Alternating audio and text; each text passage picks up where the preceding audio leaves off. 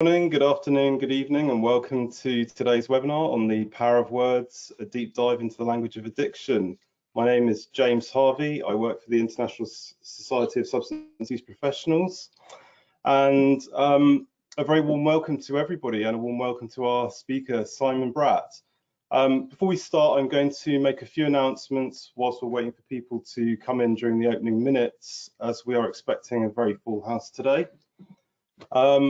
So just a few points about the webinar interface. Please use the chat function to say hello and tell us where you're from. I can see that we have attendees joining us from all over the world, so a very warm welcome to you all. If you'd like to submit questions during the webinar, please type them into the questions box in the panel on your screen.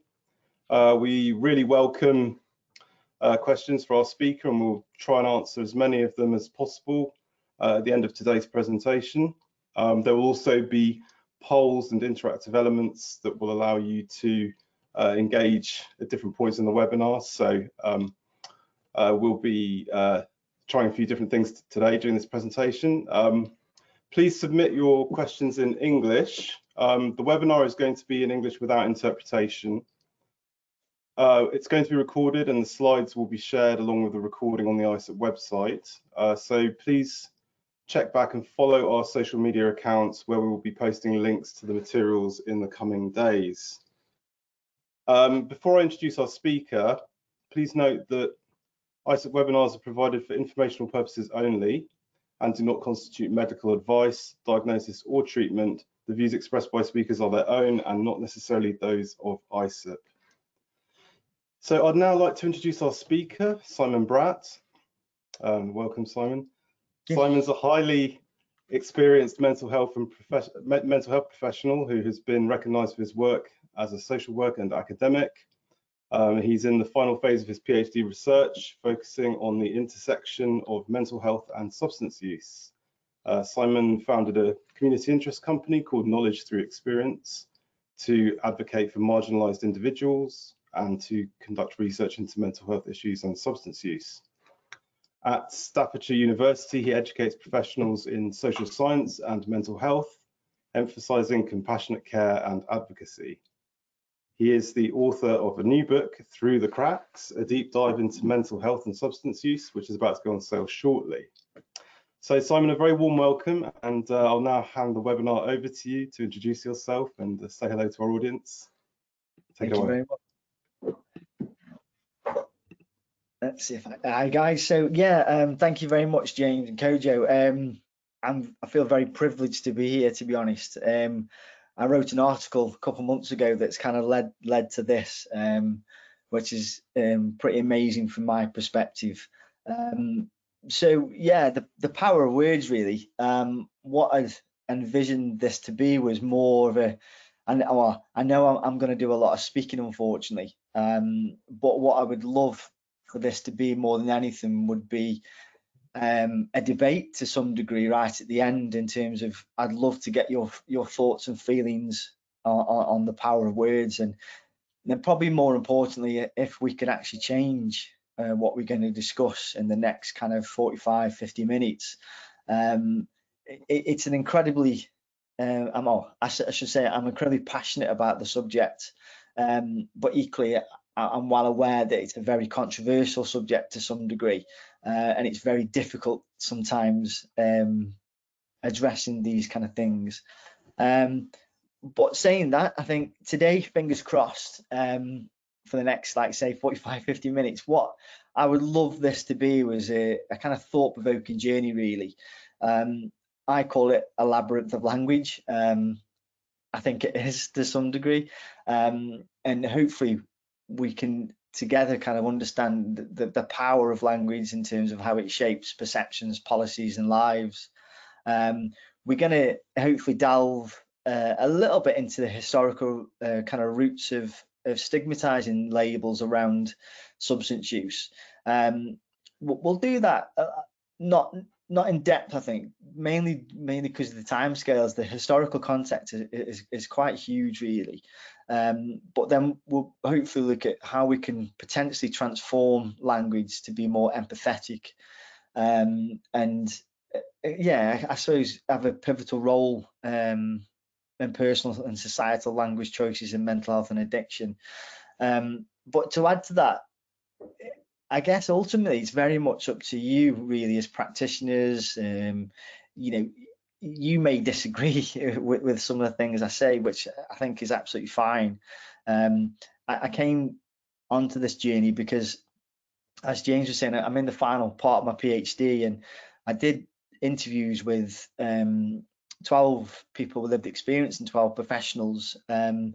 Lived experience people had a coexisting mental health and substance use kind of challenge need, but all the 24 participants within the research identified language, and they all use very kind of, I suppose, what I class as stigmatizing language. So this is what kind of led me to I suppose to this really, to having this conversation with you guys today. So the way I thought this would work is, initially what I thought is we'd have a bit of a quiz. Now I tried to do this as technologically as I could, and I'll be honest, I failed. So what instead I'm going to try is, if I just give you 2 questions really. They're quite subjective questions. I don't particularly think there's any right or wrong answer.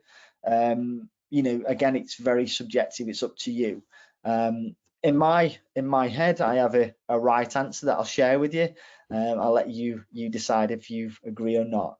But the first question is, what term do you believe carries the most stigma when discussing addiction? For instance, number 1 would be substance abuser. Number 2 would be person with a substance use disorder. 3, addict. 2, drug seeker, or you're not sure. So I just thought I'd give you a little bit of, just a couple of minutes just to think about that. Again, it's quite a subjective question. There's no real right or wrong answer. Again, in my mind, I know what I think the answer is. You might have a different one, which is absolutely fine. So I just could give you another minute just to think about that. And you can post them into the chat. It's entirely up to you, or you can keep that to yourselves. It's it's up to you.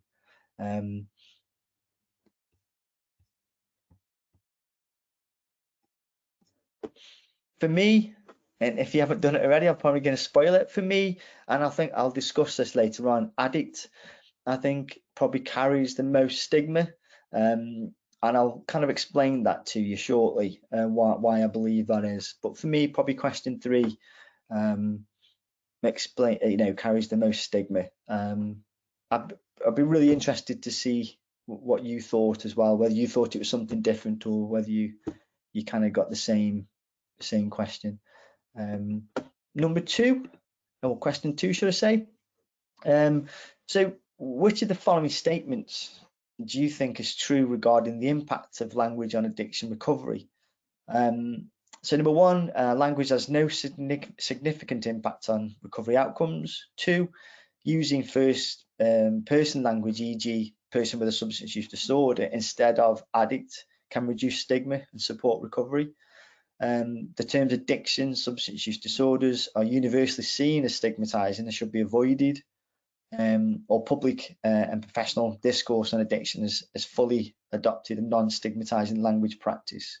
So which one of the statements do you think is true regarding the impact of language on addiction? Again, really isn't any right or wrong answer. Again, I have my own kind of idea really. Oh, interesting. James has just put on, most people picked addict, so I'm good for that one, for the first one. I agree, definitely. I'll give you a little bit longer for the second question, just see what you think.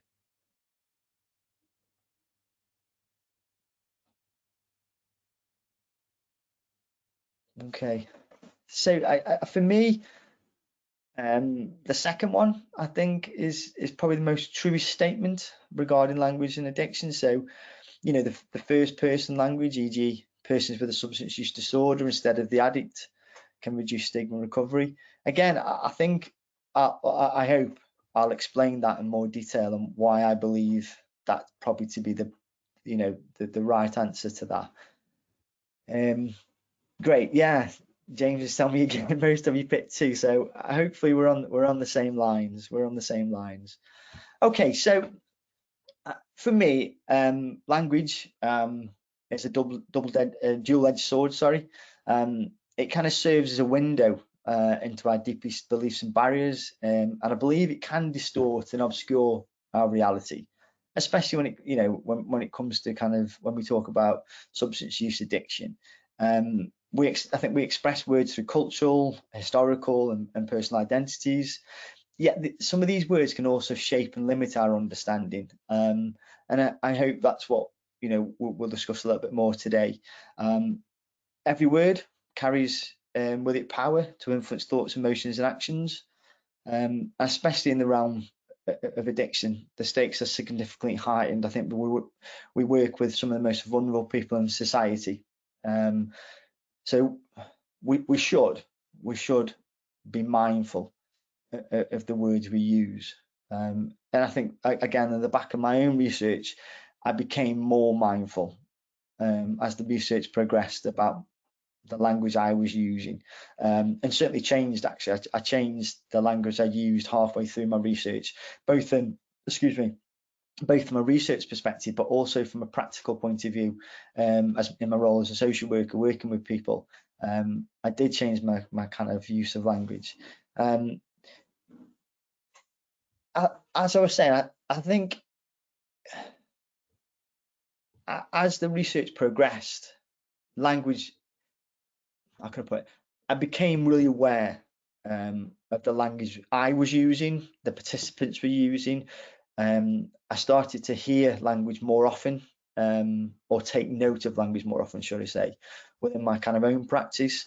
And I suppose I had 2 questions really in terms of why was that language used, and equally, what can I do to change it potentially? But I also kind of wanted to some degree to understand it, you know. So I turned to I looked at different kind of analytical models, different hypotheses, etc. But I turned to the SPAR kind of WARF hypothesis, and I'm not sure if you've heard of it before, but it comes from a kind of an American linguistic called Edward Sperr and his student Benjamin Lee Whorf. 2 kind of elements to it really. The one I kind of used more than anything was the weaker version. Not weaker in terms of it's kind of, it's not as good as the stronger version, not in that context, but linguistic relativity. Relativity. I guess the more accepted version, should I say. So it suggests that language influences our thoughts and decision and making processes, which I thought is quite relevant to the discussion we're having around kind of substance use. And I guess what it means is that while kind of speakers of different languages may perceive the world in various ways, that these differences are not insurmountable barriers to communication and understanding. Language is seen as influencing thought rather than outright determining it.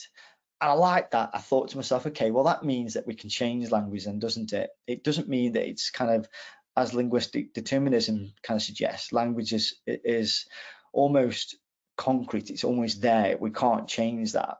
But kind of linguistical kind of relativity suggests that we can change our language, which I thought, wow, okay, yeah, that's something that I'm really interested in.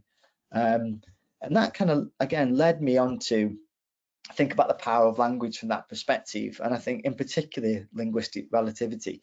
And again, it suggests that language we use to discuss addiction can significantly influence public perception and the stigmatization of those experiencing it.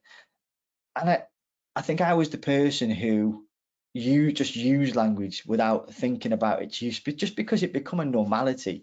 It almost become kind of almost socially constructed. You know, we just used language. We didn't really kind of understand the terms I was using or my colleagues were using, etc. And this allowed me then to start to understand it, start to kind of really get a good understanding of it.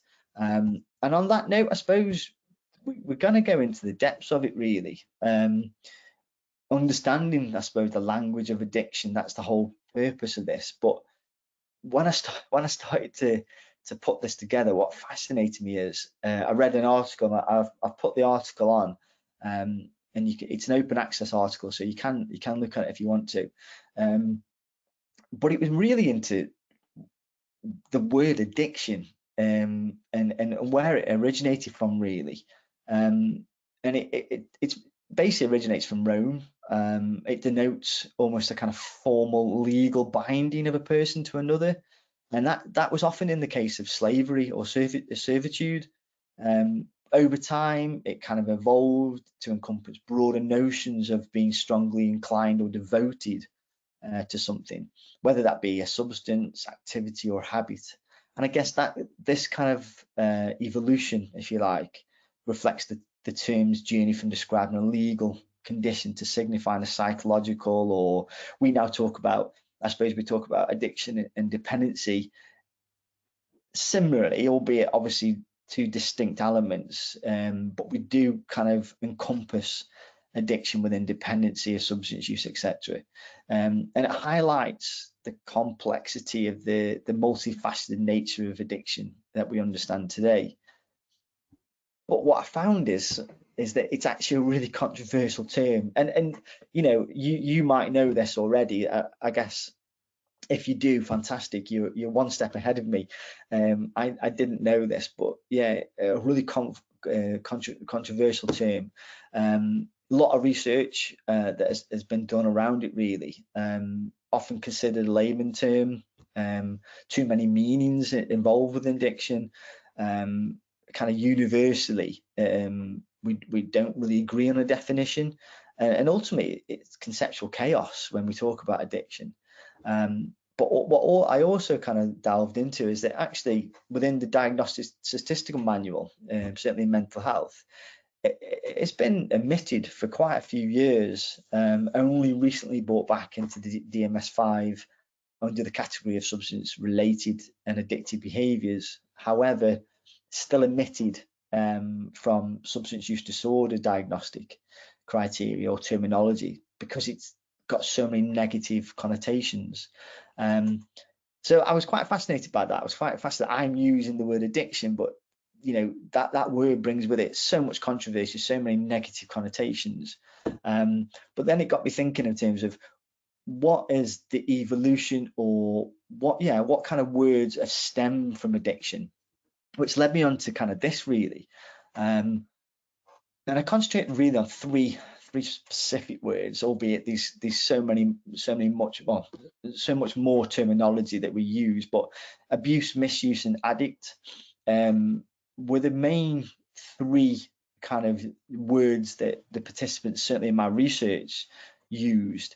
And I don't know, I'm obviously in the UK, and certainly within the UK, when I fill a risk assessment in,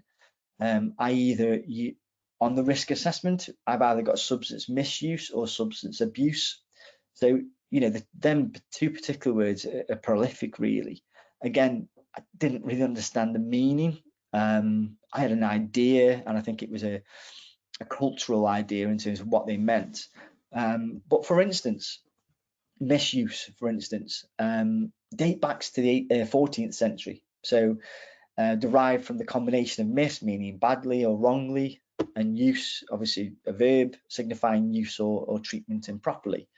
By the 1530s, the meaning expanded to abuse, treat badly, subject to ill treatment. And I think the term encompasses both the action of using something in a way that it was not intended to, as well as the broader implications of causing harm, damage, or you know, through improper use. But again, unfortunately, I can't kind of talk for different countries at the moment, but I know from the UK, with our main piece of legislation when it comes to substances, we use the term Misuse of Drugs Act, which is obviously the piece of legislation. And again, it fascinates me to think, what are we implying there? We're implying misuse, but we're implying it based on a historical context. Do we really understand what misuse means? That was quite a prolific kind of understanding for me, really. Next, I looked at abuse, and really how it shapes our perceptions, attitudes towards people experiencing substance-related difficulties. Again, interestingly, it stems back to the 15th century. We're using all these terms that, you know, are hundreds and hundreds of years old. Its meaning, and interestingly, it kind of looks at misuse and misapply, referring to power and money, etc. It stems from an old French term, abuseur, which means to deceive, abuse, misuse. Originates, again, like I say, from 15th century. This in turn it comes with almost like a vulgar Latin, abuseur, and yeah, derived from a kind of Latin word. But looking at it again, I looked at a lot of different kind of elements, and how it was used, and the World Drug Report in 2014 uses drug abuse as, you know, and it kind of states that it's a social evil, and one of the major problems of modern world. And I'm not disagreeing that kind of substances, drugs, etc., are a social evil. I'm not disagreeing with that. It's that concept of abuse. It's what that infers then, and what that kind of what we get from that connotation. Next, again, addict, and it again. Historical context, 1530s, used in a sense to devote or to give up oneself to a habit or occupation. Again, Latin kind of connotations, or kind of origins. What really stood out for me here was the kind of latter parts of this, where we look at figuratively, understood as to kind of devote, consecrate, sacrifice, sell out, betray, and abandon. And I thought, wow, you know, they're really powerful words that are associated to addict. And then I kind of thought to myself, well, I'm not surprised that, you know, I found it to be the most stigmatizing term used, because of its meaning, basically how we understand it to be. I mean, sacrifice, sell out, betray, and abandon. It's how then we kind of associate that then to an individual person. But combining the three together, I think I considered the terms abuse, misuse alongside addict, and the analysis kind of relieved a layered understanding of substance-related issues. So abuse implies, as we've said, a deliberate and harmful use, emphasizing the person's agency in a negative light. Again, misuse suggests an incorrect or harmful use, but does not inherently kind of carry the same moral judgments as abuse. But both terms frame the relationship with substances in terms of improper or harmful engagement, which aligns with the common understanding of addiction as a harmful consumption dependency, whichever you want to call it. So thus, I suppose the term addict in the modern context of addiction, abuse and misuse encapsulates the accumulation of these concepts. A person who is devoted to or has been given themselves up to a habit or a substance, probably relating in harmful consumption. So when you combine all three, which we do, you know, we combine all three in terms of our language, etc. It's a very powerful stigmatizing terminology. It's very stigmatizing terminology we use. And just to kind of give you a concept of this, I've got a video that I'm going to ask to play in a minute. It's a panorama. Within the UK, it's panorama video, and this is only a 30-second clip. But what I want you to do is kind of just listen to the language that you use, and we'll have a little bit of talk about it later, if I could get it to play, if that's okay. Can a drug addict mother change? Or should the state take away her baby? More children were taken into care last year than ever before, with many cases directly linked to substance misuse. Okay. Yeah, I think I'm back. Hopefully I'm back. So I suppose for me, it's asking you really, what you notice within that clip, the, how can I put it, the importance of that panorama episode, if you like, really stuck out to me. So we're talking about mums of, obviously children, and whether they are able in some sense to care for their children because they use substances, but the language that used in terms of addict, in terms of misuse, we now know what them connotations are. We now know what they represent. What does that infer to the professional coming to see them ladies?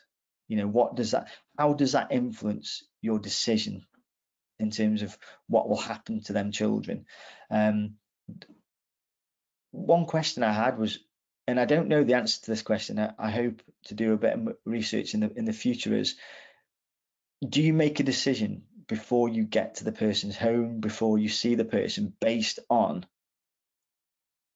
the words addict and misuse?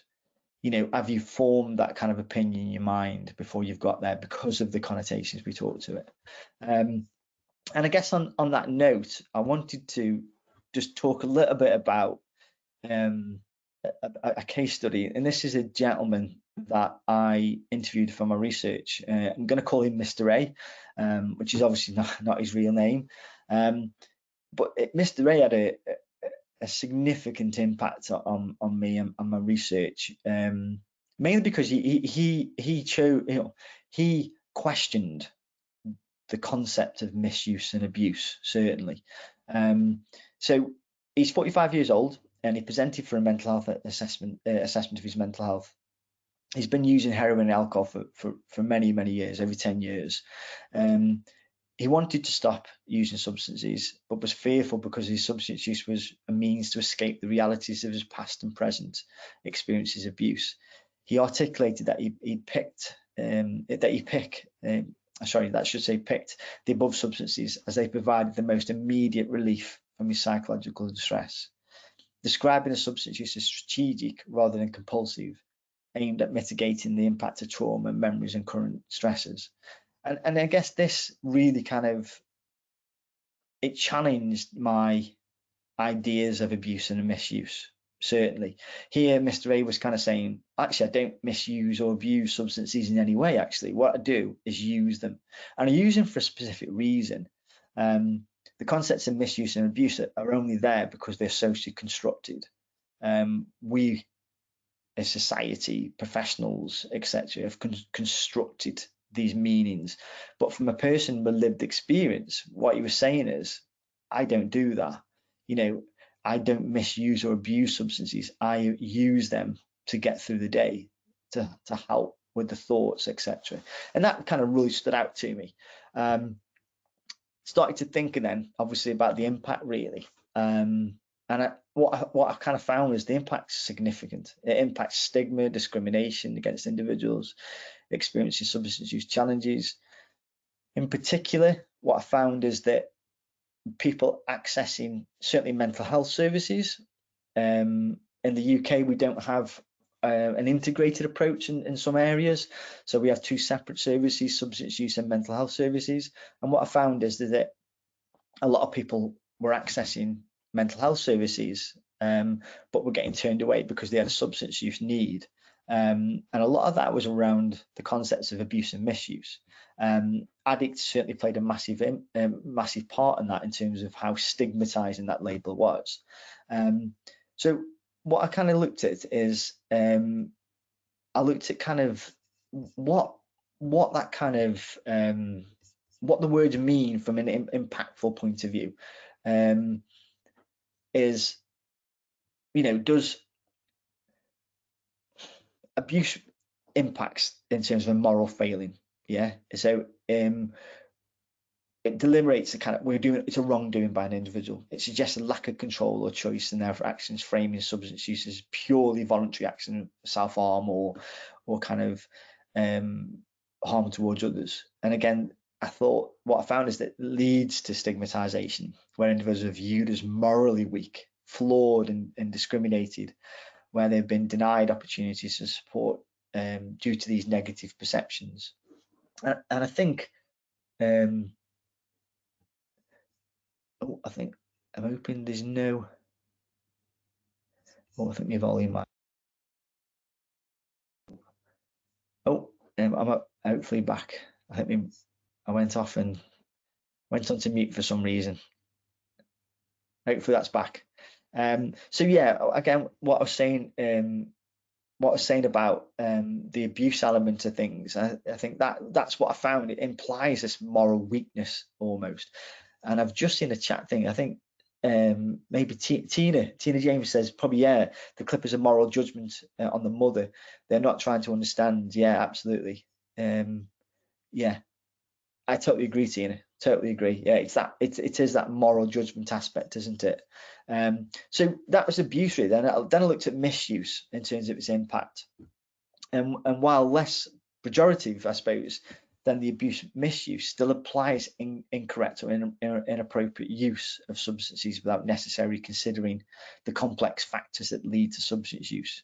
And it can contribute to stigma by suggesting that individuals are using substances in a way that's not socially, medically approved, leading to judgments about their behaviour that may overlook underlying issues such as trauma, mental health, etc. And that comes back to what Mr. A was saying. Really, is what we see by using misuse. What we don't see is what's happened.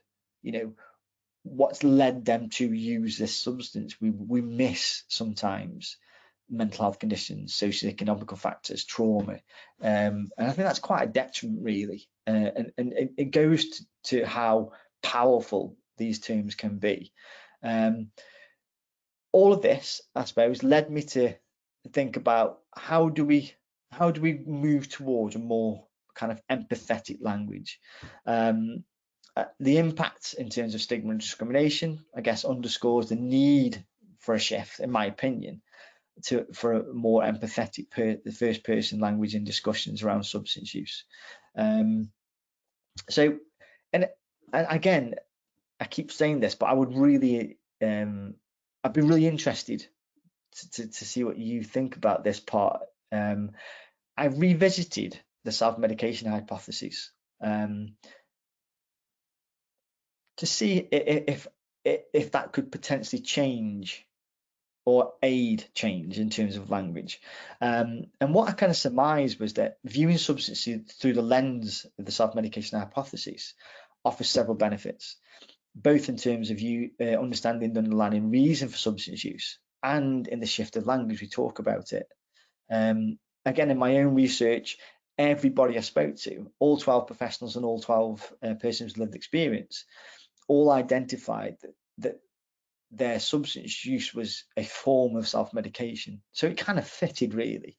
And these are kind of the themes that kind of jumped out to me. Was it would potentially increase empathy and understanding. It allows us to kind of see substance use as a form of self-medication for underlying issues, which in turn would foster, hopefully, empathy, compassion. It encourages a more nuanced conversation about addiction, focusing on the root causes rather than just the symptoms. And that was really important to me. It was in terms of, especially when it come back to Mr. A, we were kind of saying, okay, yes, we know this is the problem, but what was the cause? How do we kind of identify the root cause? And self-medication hypothesis potentially will allow us to do that. More importantly, from my point of view, adopting the self-medication hypothesis promotes a kind of shift towards more compassionate language. So instead of terms like addict, or abusers, which carry significant stigma, we would start to use phrases like a person using substances to cope with trauma, or individuals seeking relief from mental health changes. Now, I know they are quite kind of, it's not easy to flow off the tongue in terms of addict and abuser, but it gives the person some agency back. We're saying that actually we recognize that the person is using the substances because, and the change in language I'm certainly saying, I'm not saying this will be definitive, because I think a lot more research needs to be done, but I would hope that the change in language reduce stigma and reflects a deeper understanding of the complexities involved. Again, I think it would aid in terms of holistic treatment approaches. And we were before we came out, I was discussing it, and I know a lot of kind of international associations and different professionals. Certainly, I looked at Scandinavian countries, say for instance, and they have a very different philosophy around kind of substance use. So they kind of look at things very much from a holistic point of view, very much adopting that kind of self-medication hypothesis. They address both the substance use and the underlying emotional, psychological, or societal issues. They don't see it as just symptomology. They look at the wider kind of context. Advocates for integrated treatment plans that include mental health, etc., etc. So again, another potential benefit really. Again, next, promotion of mental health. So recognizing substances as a coping mechanism for mental health issues can lead to great emphasis on improving access to mental health services. Highlights the need for comprehensive mental health care as a critical component of substance use treatment. And that might be a case. I mean, again, I don't know how many people aren't from the UK, but again, unfortunately, I'm only kind of speaking from a UK perspective. That is something I think is integral to the UK, or not integral, that's the wrong word to use, but it's incredibly important to the UK that we have that comprehensive care that kind of almost, it's a package around the person. Next, I suppose, is a policy and funding point of view. So we kind of viewing substance through the self-medication lens can influence policy, funding decisions, prioritising approaches, expanding mental health services again, social support systems and harm reduction. But ultimately, if we start to understand substance use from that perspective, it reduces that societal judgments, the societal stigma as well. And very kind of, some might think idealistically, I thought about, okay, how do we shape a new narrative? I kind of started looking at the practical elements, I suppose, or practical applications, so to say. What could we do? How could we make these changes? And again, this is something I'd be really interested in to get your opinions on, whether it is completely idealistic or actually, with a bit of kind of hard work, we could actually achieve this. But also, do we need to achieve it? I've just talked for 35 minutes about why I think we do. Do you agree? Do you disagree? For me, empathetic communication training, I think that's really important. So a strategy would be implementing training programs for healthcare providers, social workers, focusing on empathetic communication, first person language, looking at the models such as the model in Scandinavia, for instance. How do they implement that? How do they implement that first person language? Workshops using role-playing scenarios to practice responding to people experiences of substance use, emphasizing understanding rather than judgment, talking to them, getting their perspectives around it. And I think I was talking to James before we started, and one thing that's really interesting here is that self kind of stigmatizing kind of element of thing, where people almost self-stigmatize. So people will refer to themselves as alcoholics, refer to themselves as addicts, etc. And I think that's historic. We've done that for a long time now. It's a cultural thing, but I do believe as professionals change, the people who use the substances will change. Again, I think we've constructed that linguistic kind of narrative. Next thing, I think policy application. I think this is a big one for me. We talked a little bit about it from the UK perspective in terms of, we have the Misuse of Drugs Act. It's over 50 years old now. I think we need to advocate for policy changes at institutional and government levels to reflect, self-medication, person-first language in official documents and guidance. Having misuse in probably the most powerful legislation the UK have got around substances is detrimental, really. Again, from a societal perspective, but equally from a professional point of view as well. So campaigns aiming at revising healthcare policies to reduce terms like substance abuse, misuse, etc. And we can use that, well, encourage that kind of first person language from there. Public campaigns, again, equally important. Launch public awareness campaigns to educate community about complexities of substance use. Teach people, teach people the kind of the opinions of people like Mr. A. Social media campaigns featuring stories of individual journeys. Again, my PhD research changed my entire outlook on this. That's why I'm, incredibly privileged to be here today talking to you. It changed that because I listened to the persons that were having them challenges, them struggles. So I think that, again, having the opportunity to kind of have this conversation is integral. Integrated programs, I'm not going to talk much about this, guys. I mean, this is, I suppose, more from a point of a kind of strategic element of things, but I do think having an integrated program approach, it would be fantastic, certainly from a kind of a person's lived experience point of view. It envelops the person into that. Research and evaluation, I think we need more of it. Obviously, I'm very biased because I've done this bit myself, but I think we need that. We need to be kind of looking at longitudinal kind of studies around the effects of first person language. Does it work? If we change the language, will more people ask for help? Will more people be able to kind of access services? We need that. We need that kind of research to happen. Without that, I think it becomes just me talking to some degree. It becomes we have to have that call to action. We have to have a collective event of, okay, if this is going to work, let's do it. Let's change language. Let's research. Let's evaluate it. Let's look at the impact, how it's going to change things overall. And then if we can do that, who knows what the next thing would be. If more people can almost, what's the word, go against the stigma or brush the stigma aside. If we aren't referring to addicts or people who use substance use as addicts, if we aren't referring to as misusing substances instead of using substances, does that change things? I don't know. In my opinion, it does. You would have to decide.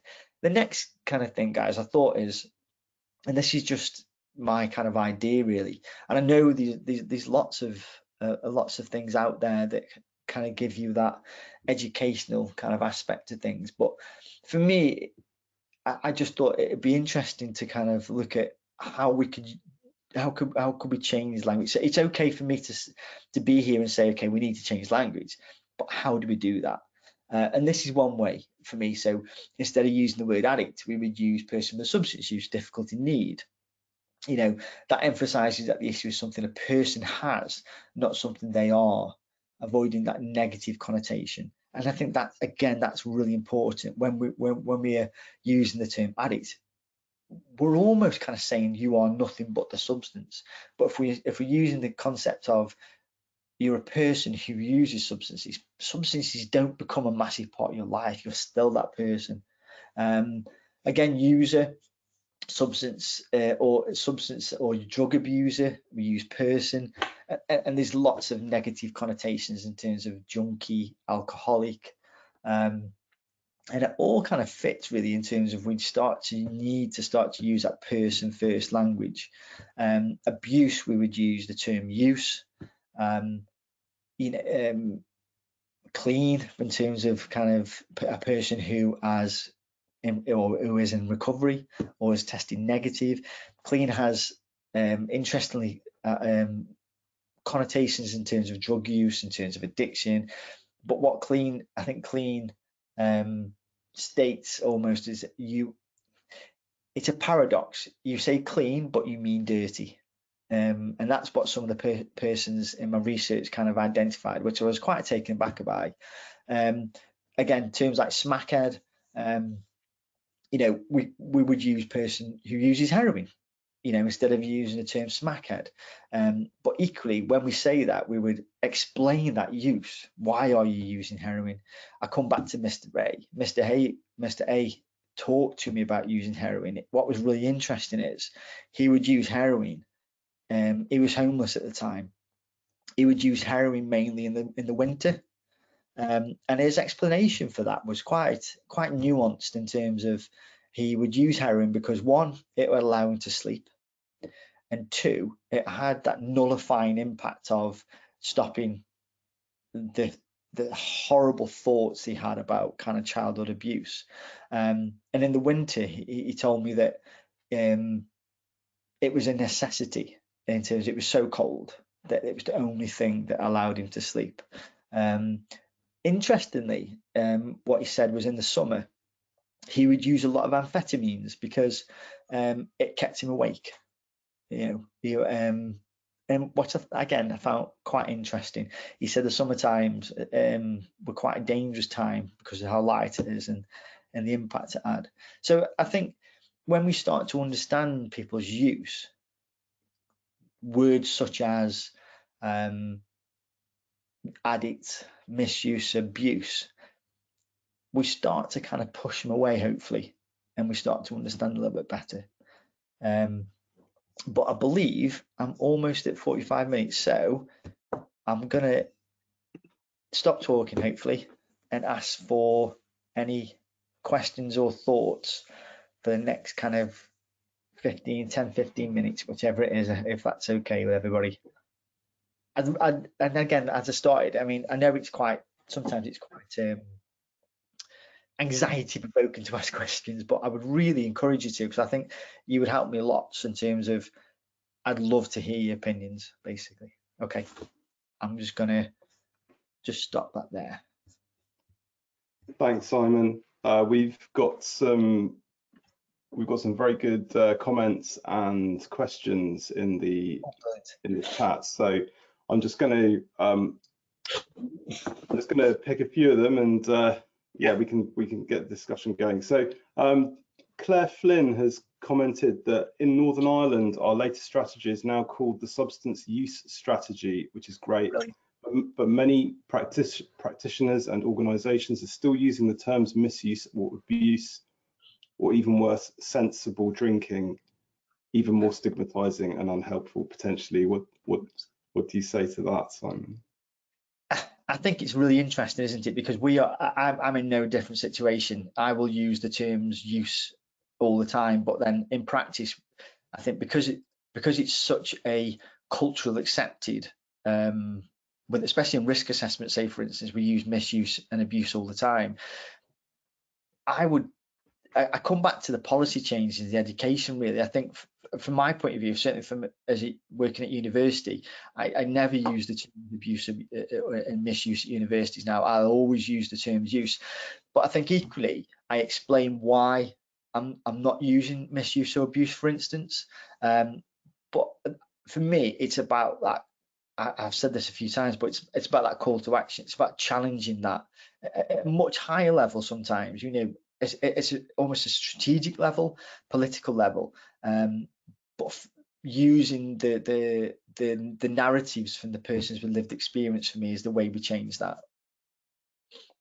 We've got another comment here. We've got one from Greg Poulter, who says, I prepare reports in the criminal justice system. Prosecution use the term drug users, which defines the person as simply a drug user and nothing else. In my reports, I use the term individuals who use drugs, which is not defining the person, but is referring to something they do. They are not drug users, they are individuals who happen to use drugs. Yeah, which is a great comment. That's fantastic. We also have one from Tina James saying, the families that we support really appreciate the change in language. We don't hear the A word in our groups. We use person-centered terminology. Sometimes people in recovery may join and they love the use of non-stigmatizing language. So it works. And I think that's the question. That's the kind of that's the way we need to go, isn't it? If we do this and then we get that feedback, it really does work. Yeah. Jerry Ramsden poses a question here. How can you justify using phrases like self-medicate when neither alcohol or the opioids are actually medicines? This usage is exculpatory and misleading. Ooh, that's a fantastic question. Absolutely brilliant. And my answer to that is I haven't. The persons who've used it have used that. And I think that's the question, isn't it? I think sometimes, and I'm certainly not saying you in any way, shape or fashion, but sometimes we stand on a hierarchical level. And I think we make a judgment in terms of, okay, you are using this because it's not medicine, if you like, but they see it as medicine. That's my kind of argument is, yes, we may not see it as a medicine within a medical terminology or a clinical setting, but the person who's using it sees it as that. And I think that's what we fail to do a lot of the time. We fail to understand why they're using it because of that kind of medicalization, that clinical element to it. It's a really hard area to change, in my opinion. And I'm not saying you're not right or you're not, but it's not a wrong thing to think because that's been there for a long time. I just think now we need a shift towards that lived experience. We need to understand why the person's using it. We've got a good comment here from Anastasia who says misuse means that there is a proper way to use substances and a misuser is not mature enough to use substances in a proper way. Okay. Yeah, quite a good observation. It is, but yeah, it is. And I think again, misuse. It's like at what point do we say you only can use this much heroin, or you only can use this much cannabis, etc., etc. And that's interesting because again, we've done that. Yeah. We've got a comment here from Cassandra who writes, I work with individuals in the United States. If my clients want to call themselves addicts or alcoholics, I don't edit their language, but I do let them know that I don't use those terms because of the shame and stigma that comes with them. Yeah. The 12-step model uses that language and is helpful for some folks, but I don't subscribe. Yeah, again, that's a personal thing, isn't it? I think I've had many conversations where I've kind of said, persons refer to themselves as alcoholics, and I've kind of said, well, isn't that an alcohol dependency? And like, no, I'm an alcoholic. And that's their language, isn't it? And that's important. You're not here to change their language. What we're here to do is learn from them to some degree. Violetta says, in North London Trust, we provide services for mental health and substance use called dual diagnosis integrated treatment. Tonya says, thank you, Simon. Using appropriate language makes a huge difference. More webinars are needed to address dual diagnosis patients. Properly treating the person is critical and effectively treating the individual. I totally agree.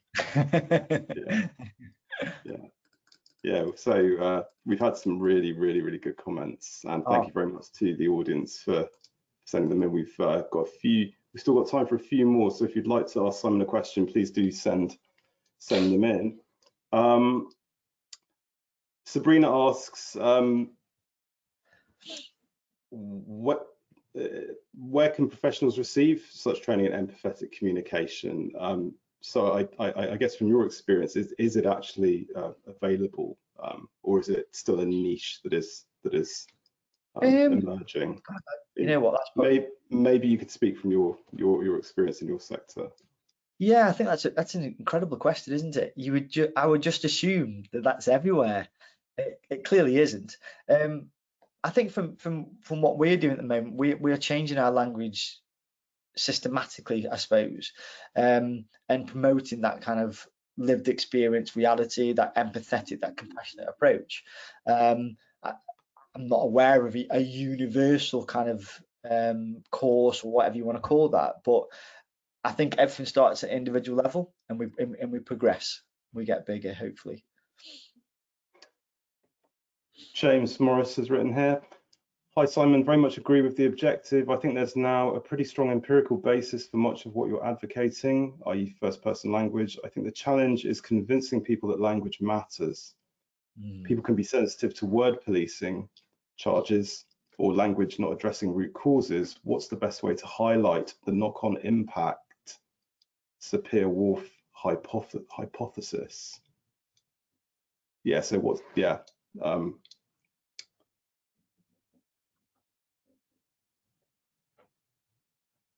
Yeah, so that's about the impact of the Sapir-Whorf hypothesis and its applicability.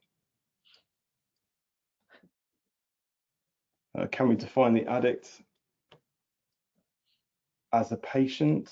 That's yeah, that's from Mohammed. Yeah, because I think again, addict patient have different connotations, don't they, as well? We're medicalizing the aspect. Yeah, interesting. And we've got a comment here. How do you help a health professional who knows the disadvantages of sorry, that's an incomplete comment.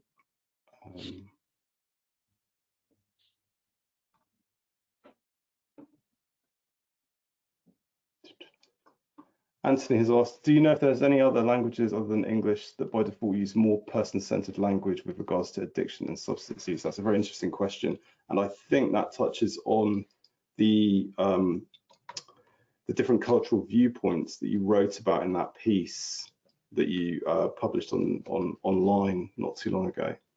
Yeah, I think like we looked at I suppose like a lot of Amazon villages, so and we looked at how they kind of almost substance use and addiction didn't exist in the context of how we kind of see it from a westernized society.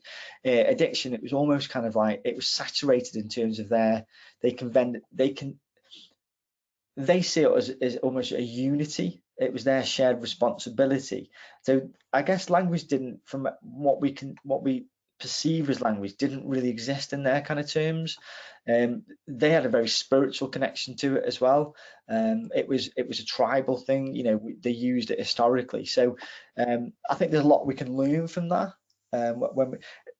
But equally, I think these socio-economical kind of factors when you look at westernized society as well. So it's a really interesting question, and I'll be honest, something I'm not 100% on at the moment, but something I want to learn about more, definitely.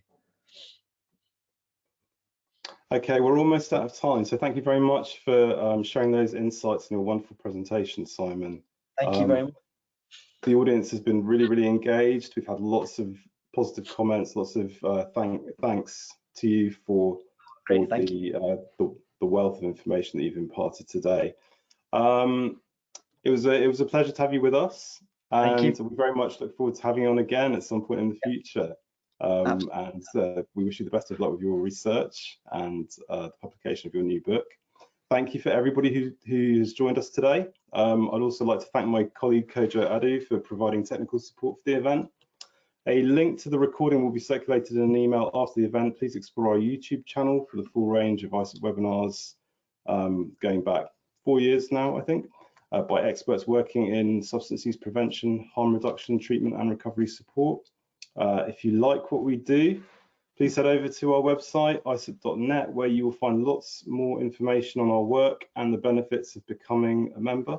And finally, don't forget to like and subscribe if you're watching the recording. Thank you for your comments and questions. Thanks for joining us, and see you next time. Thank you very much. Bye-bye.